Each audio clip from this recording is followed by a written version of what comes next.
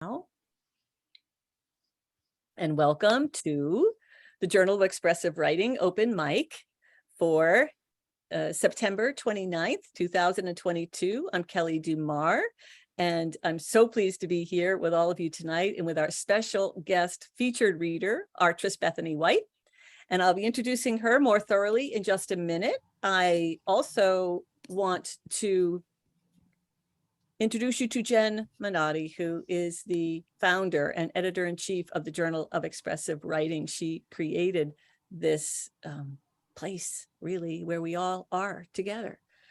And I'd love to invite you, Jen, to say hello and just say a couple of words of welcome to everybody. Thank you, Kelly. Hi, everybody. It's great to see, oh my gosh, so many faces that I know, and also some new faces. And it's really a great honor and thrilling to have Artress with us tonight. So I'm going to be brief because we have Artress, and then we have 15 readers who will read their writing in our open mic portion. So without further ado, we'll get this started. Thank you for being here. Thanks, Jen, and thanks so much for all your work on setting this up. And I already introduced briefly Katerina Konin. Again, thank you, Katerina, for managing the open mic.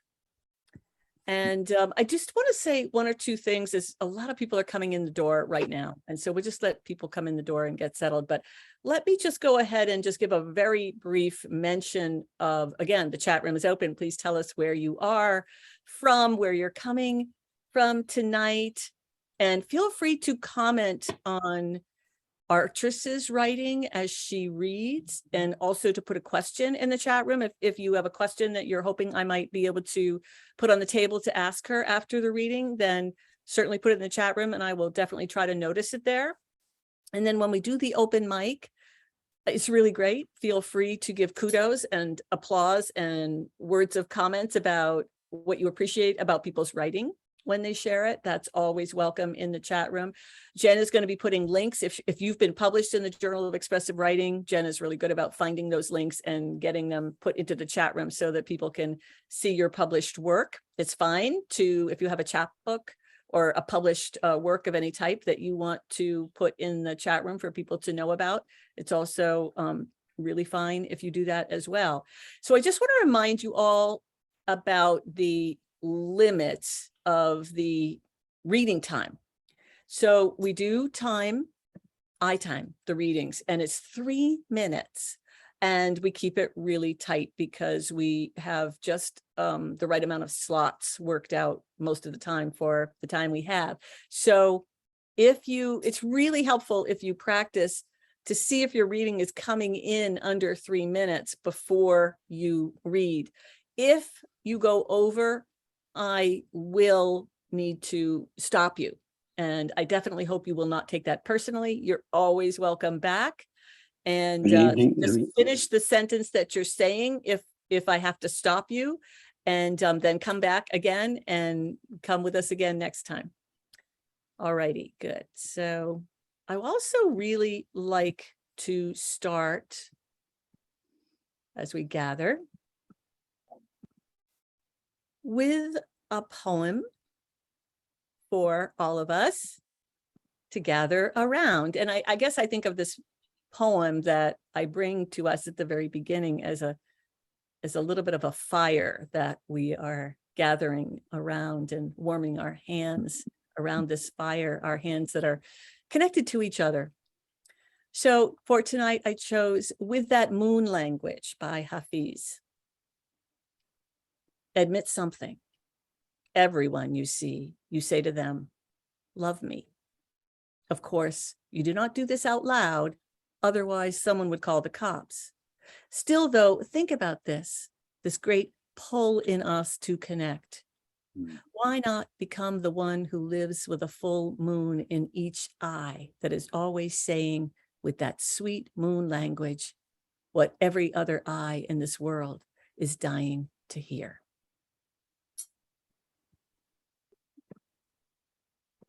I also chose that poem tonight because I felt as if it really connected with what Artress is doing in her work and in her beautiful book of essays that she's going to read to us from tonight, and talking about the idea of connecting with each other around issues of where we come from, who we are, where we've been, what our experiences have been, particularly around race. So she's author of Survivor's Guilt, Essays on Race and American Identity. Now, this book was published in 2020, and I want to read to you what Bridget M. Davis has written about Artress's book.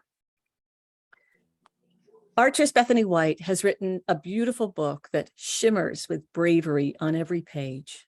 In tackling race, she interrogates and informs, startles and prods and implicates us all, forcing us to see ourselves through multifaceted prisms of American identity. Using personal and familial narratives from her own tangled racial threads as our intimate guide, she helps us understand this traumatized cultural moment by weaving together harsh truths with poetic language and fierce insight. We need this book right now. She shares an astute pedagogy here, one that acknowledges our collective mourning and provides a prescriptive for our collective healing. The publisher, I think, is who said, this book rests at the crossroads of memoir and collaborative effort toward community building. So there's the nod to the idea of connection. Well, maybe you said that, Artress, in your book intro. Also, the utmost urgency she feels to teach compassion for living bodies instead of saving our contrite memorials for the dead. In a book review, reviewed by Samantha Hui, Samantha writes, what I still wrestle with is that people don't realize that empathy for those, I'm sorry, I think this is Artress's words. What I still wrestle with is that people don't realize that empathy for those who are different shouldn't just happen after a body has been gunned down and is no longer seen as a political threat.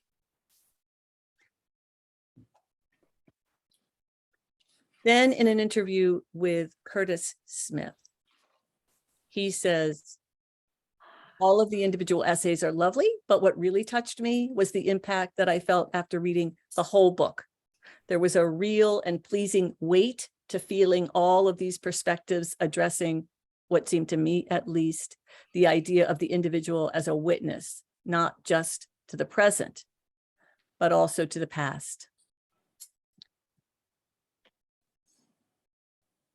I hope that Artress will also talk a little bit about her family, as she writes about her family a lot.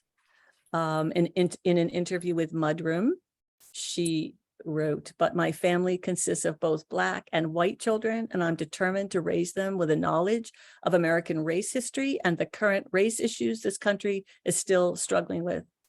It's not as simple as crossing the Mason-Dixon line and suddenly reaching the promised land. My 6-year-old, this was some years ago, already knows what the N-word is from her parents, so she will not be surprised if ignorance falls from the lips of one of her classmates. Now, formally introducing her, Artress Bethany White is a poet, essayist, and literary critic. She's the recipient of the Trio Award for her poetry collection. Sorry, if you could mute, thank you. My America, Trio House Press. In 2020, she published her debut essay collection, Survivor's Guilt, the one she's reading from tonight, Essays on Race and American Identity. And Jen, if you could check the participants to see who might be unmuted inadvertently, that would be great. Thank you. Her prose and poetry have appeared in such journals as Harvard Review, Pleiades, Solstice, Poet Lore, Ecotone, Birmingham Poetry Review, Tupelo Quarterly, and the Hopkins Review. She's received the Mary Hambidge Distinguished Fellowship from the Hambidge Center for Creative Arts for her nonfiction, the Mona Van Doon Scholarship in Poetry from the Sewanee Writers Conference, and writing residencies at the Writers Hotel and Tupelo Press, Mass MoCA Studios. She's Associate Professor of English at East Stroudsburg University and teaches poetry and nonfiction workshops for Rosemont College Summer's Writers Retreat in Pennsylvania. Welcome, Artris. We're really looking forward to hearing from you, and thank you for being here. Thank you, Kelly, so much for that wonderful introduction. I really appreciate it, and as I appreciate the invitation as well. And thank you to Jennifer Minotti as well. You all are amazing, and it's so wonderful to see everyone here tonight. So I'm going to read from chapter 1 in Survivor's Guilt.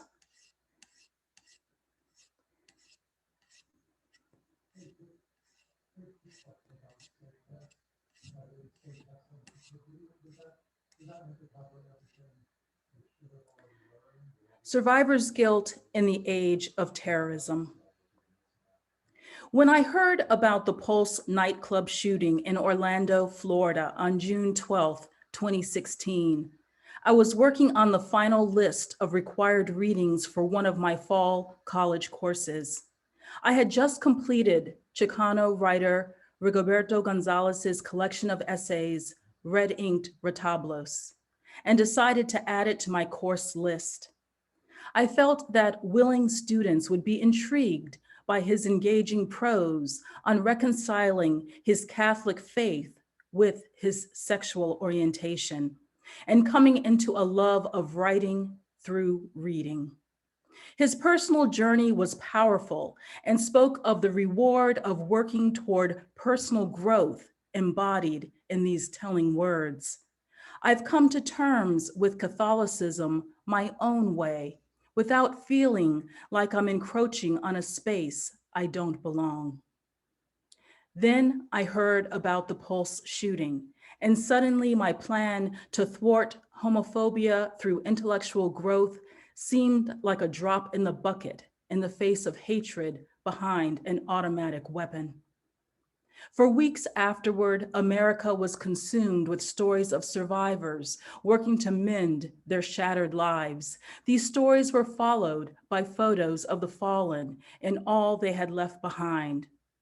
Amid national mourning, I sought a sense of hope through a tally of my own attempts to practice empathy in a complex world. I considered the previous summer when my husband and I visited his family on Cape Cod. While there, a family friend, the primary caretaker for her then 80-year-old female partner, said she wanted to go out for a night on the town.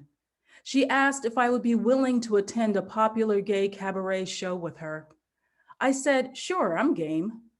We enjoyed a great night out, but I also recalled being happy to see the uniformed policemen at the front door of the club that night. I was glad someone had put safety first, and that's how I felt, safe. As far as I knew, the cop was the only one in the club with a gun that night, and that's the way it should have been. I was not thinking about an armed gunman with an agenda turning the evening into a horror show. My family went on to take our summer vacation in Florida over the 4th of July weekend in 2016, less than a month after the Pulse nightclub shooting. On Friday, July 8th, I visited an aunt at the very same hospital where many of the wounded were taken. As I drove up to the hospital, I saw a display of white crosses representing the slain. I witnessed the memorial with a heavy heart, the event of the shooting still fresh in my thoughts.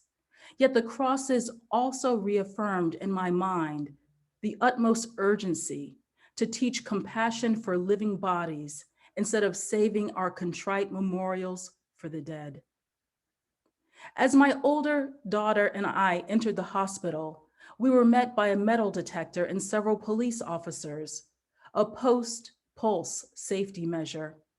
I opened my purse and stated the purpose of our visit, all the while marveling at how interconnected our lives really are.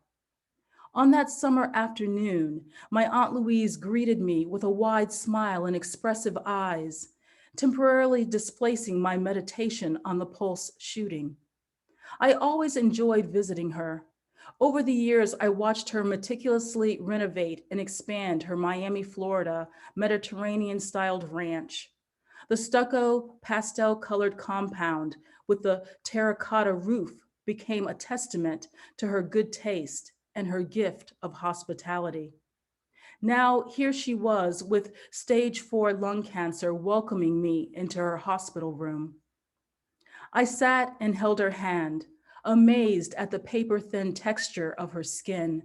Her fingers were long and thin, a characteristic I had noted other members of my family exhibited as they aged. Still, they were lovely to me. These were the same hands that, in a sturdier incarnation, had brushed my hair into ponytails on many a day. For the past several years, she had been struggling with Alzheimer's, a disease that makes its sufferers prisoners in their own bodies. Like shadow boxing with ghosts, moments of lucidity could be followed by long periods of disorientation. On this day, however, I found my aunt in a loquacious mood, which was closer to the person she'd been before the disease ravaged her storehouse of fond memories. As we sparked up a conversation in her hospital room, she became insistent that I remember the professional details of her life, the name of the school where she worked for decades, and the names of some of her favorite students. In the moment, I was unsure if her insistence was based on her caretaker using this as a mnemonic device, or if she was thinking that, without her input, someone might not get the details right for her funeral program. My aunt was a dedicated micromanager of everyone and everything in her orbit. Now, like shards of splintered glass, her world was impossible to put back together again, to hold anything of substance. Prepared, I pulled out a wad of photographs from my shoulder bag and flipped through them slowly to see if any jogged her memory. I started with her siblings, and we celebrated each one that she identified correctly. In her 87 years, she had certainly led an enviable life full of good friends, family, and fun. She loved a party, just like the revelers at Pulse. But the difference was they had been cut down in their prime and would never enjoy the extended sunset of her long life. This brief hospital visit would be my last with my aunt. The Pulse crosses were an uneasy foreshadowing of her sudden death 3 months later. Vacation and visits over and making our way back along I-75 later that night, we witnessed a vast halo of flashing blue lights at the entrance ramp to the interstate in Midtown Atlanta. As the bright lights of the city's skyline twinkled around us, it appeared as if 40 police cars were gathered on the access ramp. Looking on in awe, we recalled from an earlier news report that it was a Black Lives Matter protest in progress in response to the recent shooting deaths of 2 African-American men by police, Philando Castile in St. Paul, Minnesota, and Alton Sterling in Baton Rouge, Louisiana. My 19-year-old daughter, after hearing about protests and terrorism for the last several weeks, softly asked from the back seat of the car if we were going to stop and join the protest. It was almost midnight. I looked back at my 2 younger stepchildren, one white and the other Black, sleeping soundly in the middle of the van, and then back into her earnest face. I quickly responded, "Not this time, honey." Through the rearview mirror, I watched the breaking news retreat behind us until the final faint glow of flashing blue receded into black again. A few days after my return home from Orlando, I took the time to send Rigoberto Gonzalez a quick email to thank him for writing about his life as an out Latino male, and then continued preparing for the fall semester. I felt for the moment in control of my survivor's guilt. I could not change what had taken place at Pulse, but I could stick to my original plan of teaching tolerance by continuing to help my students learn more about a gay subculture they knew little about. Survivor's guilt is usually associated with those who have directly experienced a traumatic event but managed to walk away or be carried away with their physical bodies largely intact. Televised media spin has made survivor's guilt a common condition for regular viewers in the era of terrorism. I understand all too well what sympathy for a gunned down stranger does not necessarily translate into tolerance for the same body alive and in need of civil rights. After all, hadn't I been confronted with this paradox in my pre-Pulse classroom the previous spring semester while teaching queer theory to English majors? On that occasion, I was screening the film Brokeback Mountain in the class as a conversation starter. I believed its Western setting would appeal to the culture of rugged individualism popular in the corner of Appalachia, where I taught. I also felt students would relate to the beautiful panoramic views of the Wyoming mountain ranges, which are echoed in the majestic Smokies of Eastern Tennessee. Certainly the culture of rural traditionalism would be familiar to my first generation college students. Finally, the film featured two straight white males in leading roles. In other words, there was some homage being paid to heteronormative ideals. Hyper attuned to my denominational college surroundings, I held my breath through a few seconds of the initial intimate scene between Innes Del Mar and Jack Twist. I did this after letting students know that I knew many of them had never watched a film about gay culture and that I wanted them to focus on the rest of the film and not get hung up on one scene. In class, the students seem engaged in the film. Emboldened by my initial success, I found out that my strategy misfired for at least one student on my course evaluations, when she made the observation that she was angered by being forced to watch Brokeback Mountain at all, a film that clearly disagreed with her religious beliefs. Her statement brought me back to the reality of living in the Bible Belt in the 21st century. Among church cultures exists the concept of hierarchical, salvific elitism that often finds its way into the classrooms of denominational colleges. Gay people are condemned by virtue of their lifestyle. African Americans are condemned for being a reminder of centuries of racial oppression in America, while white women are condemned for not staying in their place. Of course, white women can easily reinstate themselves by staying in their place.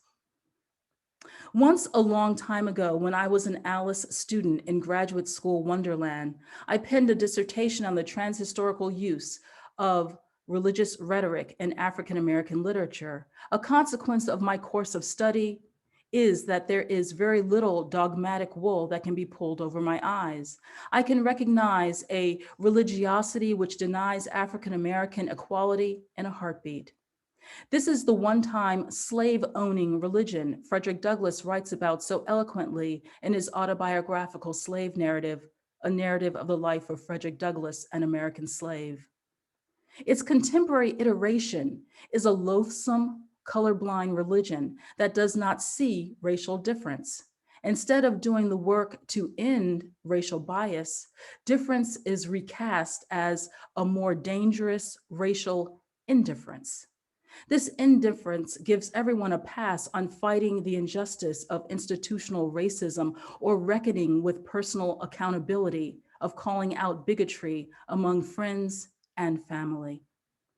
Keep in mind, racial color blindness is a very simple doctrine for churches in the South and the North to perpetuate, largely because congregations are still often segregated along race lines.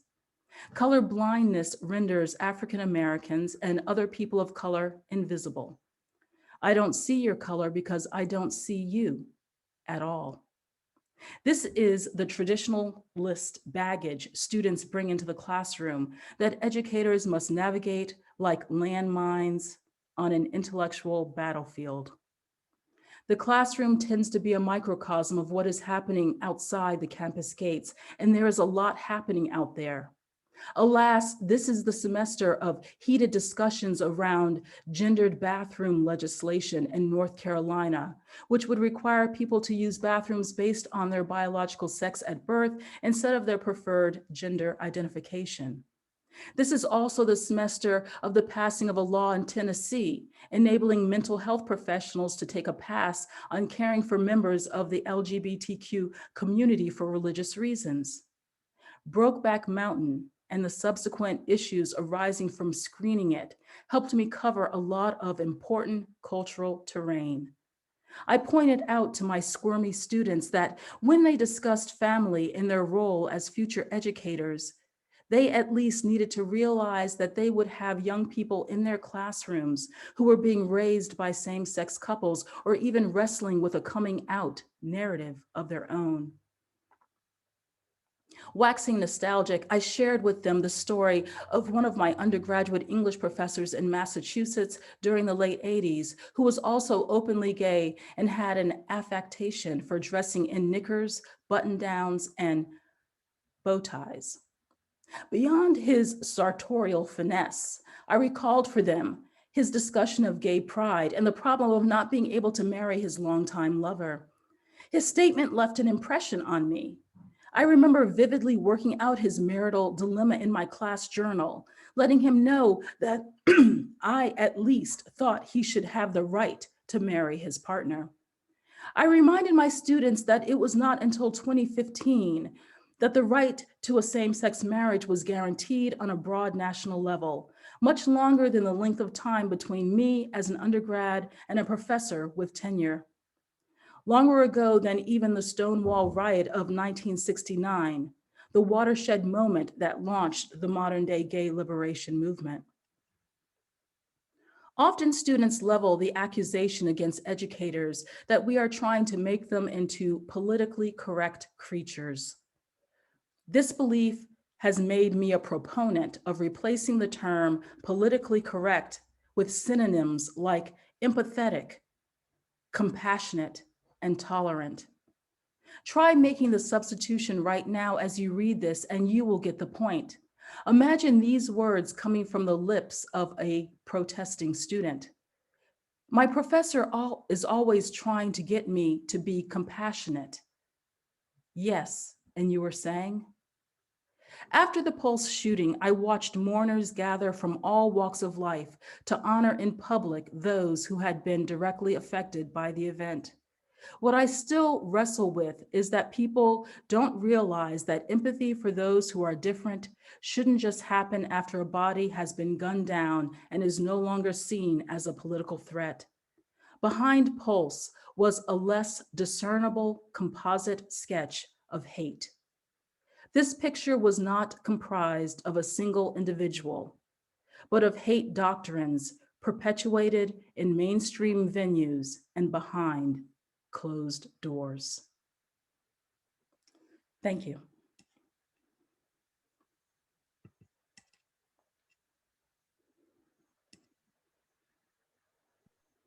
Thank you. Thank you, Artris. That was a powerful, powerful reading from the beginning of your book. And I think there's so many fascinating essays within this book. You've given us the taste of that first one, but there's a lot more for people to know, I think, that is contained in this book. The whole history, your family history, being descended from slave owners and enslaved people. And you really are weaving throughout the collection the personal and the historical, the cultural, the difference between cultural life of the South, cultural life of the Northeast, the ironies that come up we don't expect, and descending from a family from which you were able to do a lot of genealogy and discover how connected you are to this really some pretty well-known families that continue to have reunions. And so do you want to talk, could you talk a little bit about that? And there's just so much in here, but let me just let you comment there. Yeah. So I inherited an oral slave narrative from my mother. And it's something that she first told me, I guess I must have been maybe around 10-ish or so.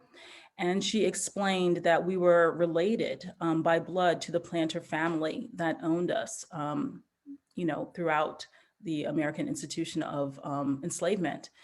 And, I kind of pocketed it for a long time. And I would just kind of hold it in my hand during those times when I was in a classroom. And, that one day we talked about Black history was to talk about American enslavement.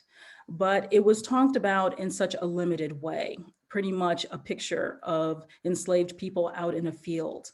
And they had no story beyond, being physical, beasts of burden, pretty much. There was no discussion of slave narratives, of once enslaved people learning how to read and write and telling their own stories.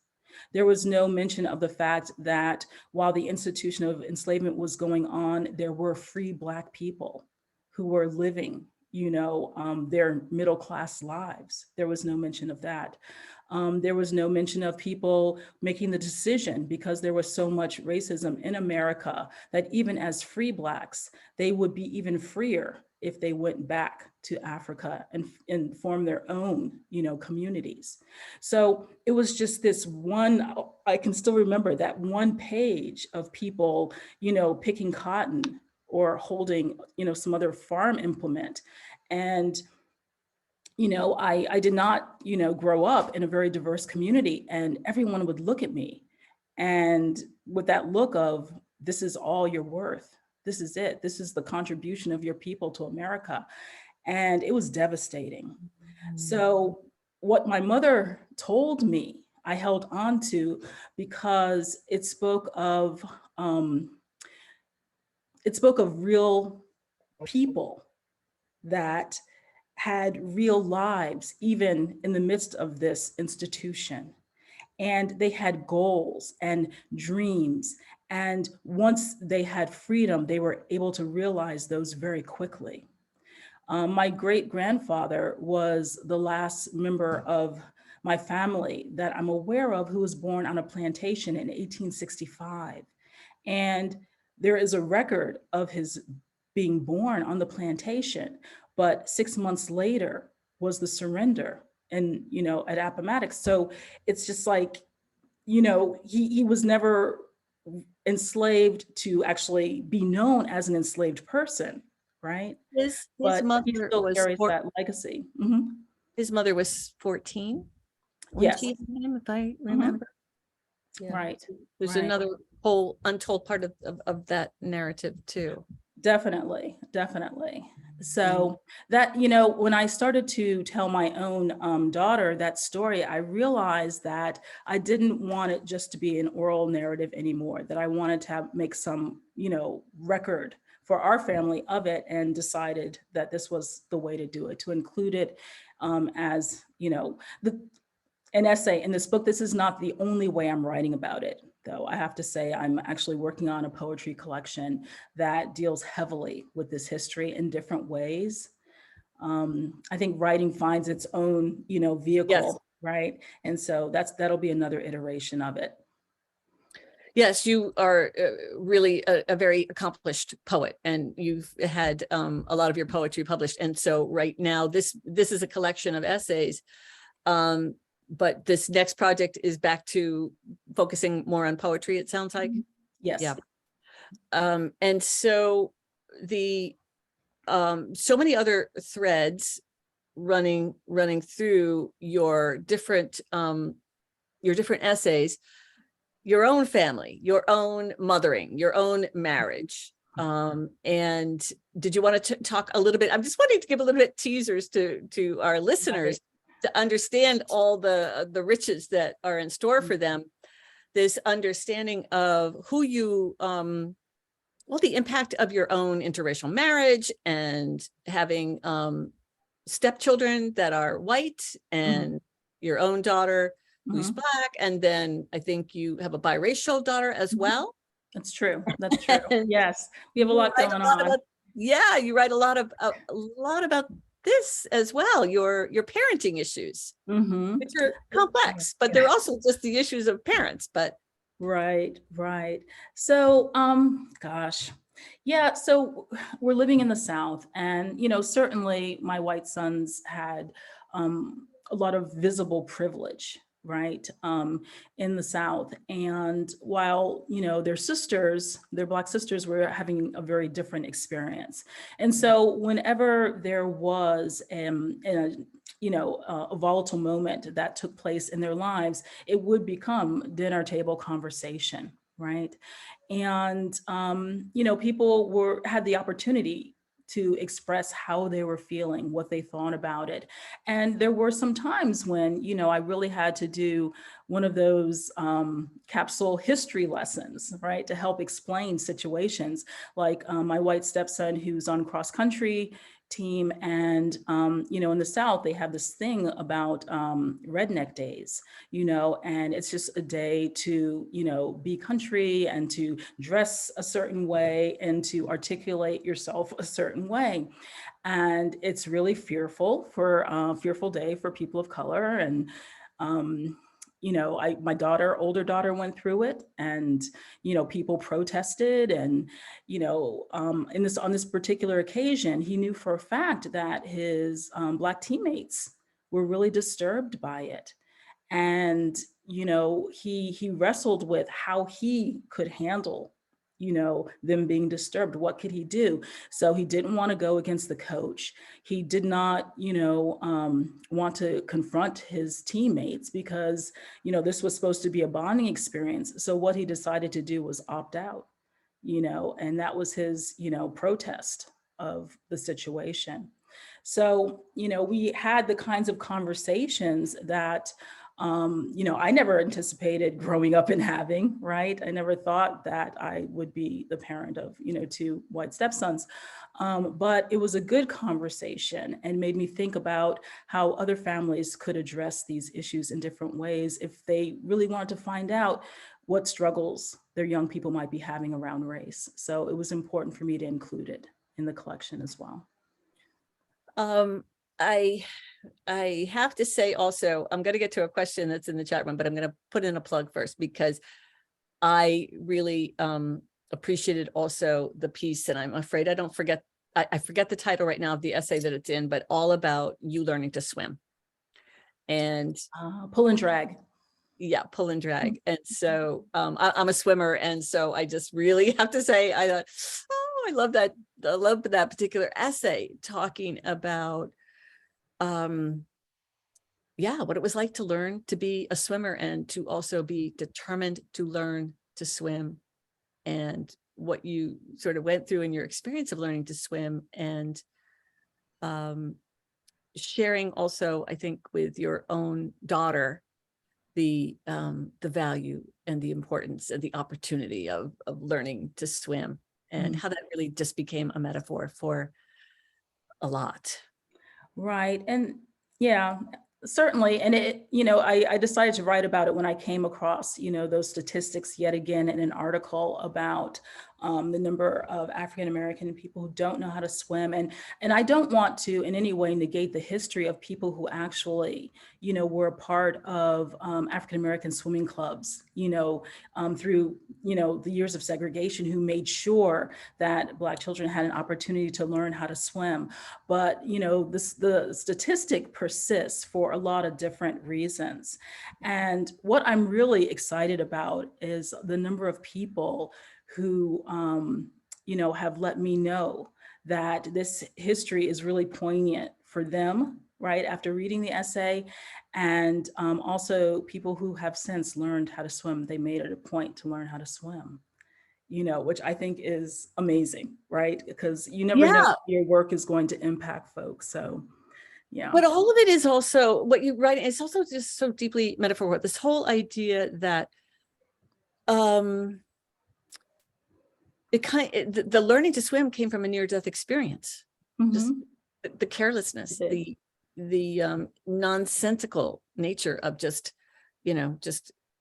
making you vulnerable for no reason to this careless act. And then Right. so the Yes. need to figure out literally how to, really rise and to survive that situation, really taking control is really beautiful. So somebody's asking, where can I read about that? It's in the book. It's in Pull and Drag. It's in the book. Let me just get to this question that Oksana asks. What were the difficulties, tensions, and emotions writing this book? Wonderful question. Wow. The tensions, the emotions, just being in my town during that historical moment of the 2016 election. And there was just so much racial bias and violence circulating during that time period. And I was just, writing furiously about everything that was happening and that everything that was being pulled up for me, being, in this particular historical moment. So I guess it really served as a goad in a lot of ways to stay at it and, make the book happen so you can share it. It was like this compulsion to get down as much as I could, tie together as many threads as I could, right, to express that and hopefully speak to other people about what was happening. And was the question about the other's age? I am not sure what Sharon is asking. See if you can reword that a tiny bit. So was the question about the other's age when the artist was talking about her grandfather? I'm not sure what that means. I think, was it the mention of the last ancestor of hers that was enslaved, and then that his mother was 14 when she had him? Was that possibly it? She was 14. Let me think about this. She was 14 when she was impregnated, 15 when she had him. Okay. So I think that's what Sharon is asking about. Hopefully we're getting that answered for you, Sharon. But how, Hector is asking, how did your children manage the differences in their color? How did they manage it? It was more how people responded to us, I think, that I noticed. Like there were times when I might be with, one time in particular, I'm remembering when I was with one of my sons, and this woman stopped in front of us and she was just looking at us in a very hostile yet guarded way. And it took me a moment, but I realized she was wondering, what is this, Black woman doing with this young white boy? And it was at the point where she might have been thinking about asking him, "Are you okay?" And my husband had told me when he was with our younger daughter, that he had had people respond in that way sometimes. Like, what's he doing with that little girl? Is she okay? But I never thought I would experience the flip side of it, right? And so it really shook me up because, you're getting ready to go into the market. You're not really thinking about having a confrontation with anybody. And, that's, my guard went up. I was like, whoa, it's like, I just need a minute for this air to be clear so I can go on, with my day. But it really took me aback. So I think more than anything, it's how people responded to us, that I had to be careful about. Yeah.